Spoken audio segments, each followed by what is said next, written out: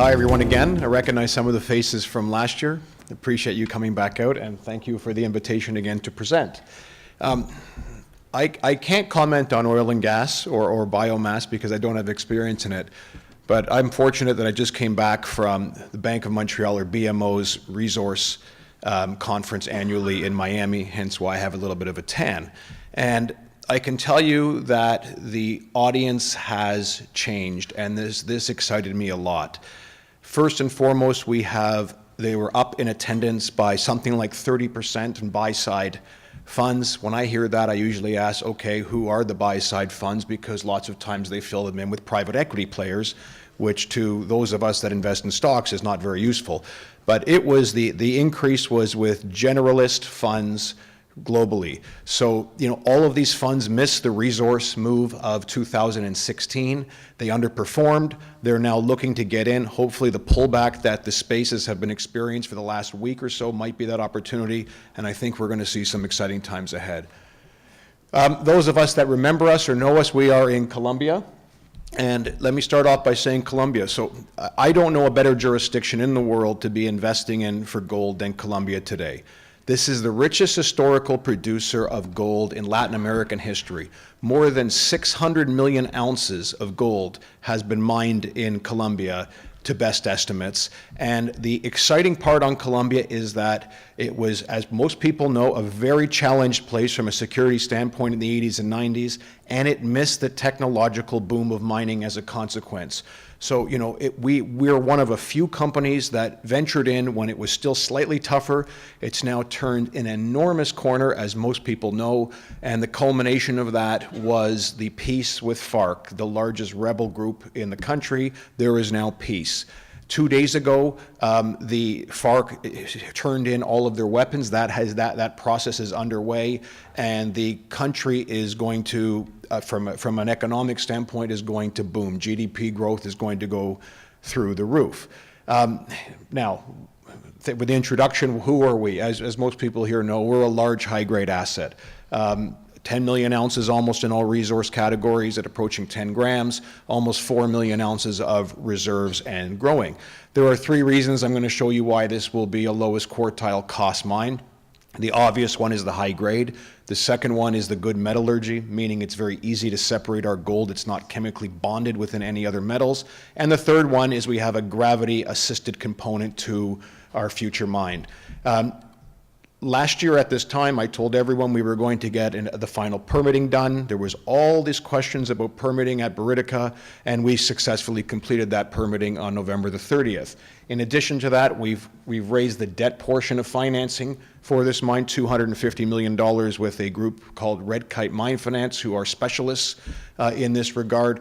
This is the most attractive private debt piece done to date in the mining industry, both from a cost of capital perspective to us, but more importantly in flexibility as well. And the last thing I'll show you as I flip slides is this deposit is going to grow and grow and grow.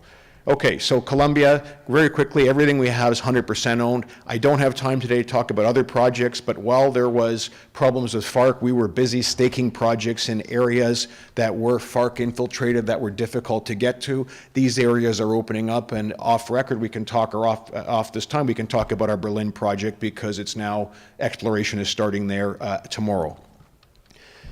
This picture is everything about this project. On the right-hand side, you see the plan view. You're looking down from a bird's eye view at the mountain, which has now been made flat. You see our 2 deposits, Uragua and Vetasur. This is a vein system. Both of them are vein systems. All of those black lines are the veins.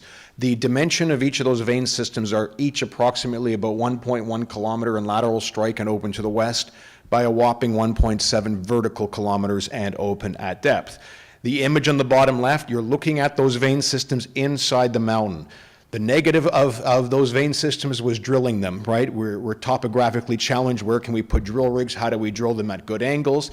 But that's a huge advantage for mining. As I mentioned, Gravity will be our friend, at least in the top half, and all of our reserves sit in the top half. The top half being, you see that teal blue line which says Hagabra Tunnel. We have already put that in. That is the commercial scale haulage line to bring material out to a plant in the valley, and everything above there will be in a gravity assisted scenario, meaning we'll be able to pass ore down chutes, no different than a laundry chute. But more importantly, underground mining, one of the things that everyone faces is water management. When water's flowing with you versus against you, it becomes a non-cost issue. We put out a feasibility study roughly around the time of this conference last year. Fortunately, the metal price assumptions are still accurate: $1,200 gold, $15 silver. We have a post-tax net present value on this project of $860 million with a very attractive rate of return at 31.2% and a relatively quick payback for mining at just slightly over 2 years. We are a construction stage company as we speak. We will be in production, first gold pour in the second half of 2019, followed by commercial production sometime in the very early days of 2020.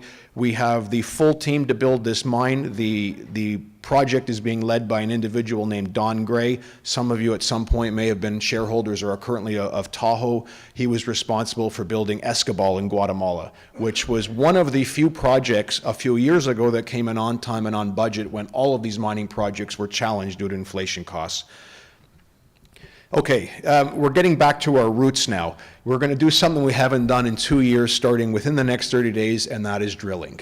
Okay, we quieted down for 2 years while we were permitting and finishing our feasibility study, and we're getting back to what we do best, and that's finding more ounces and improving the quality of the ounces we currently have.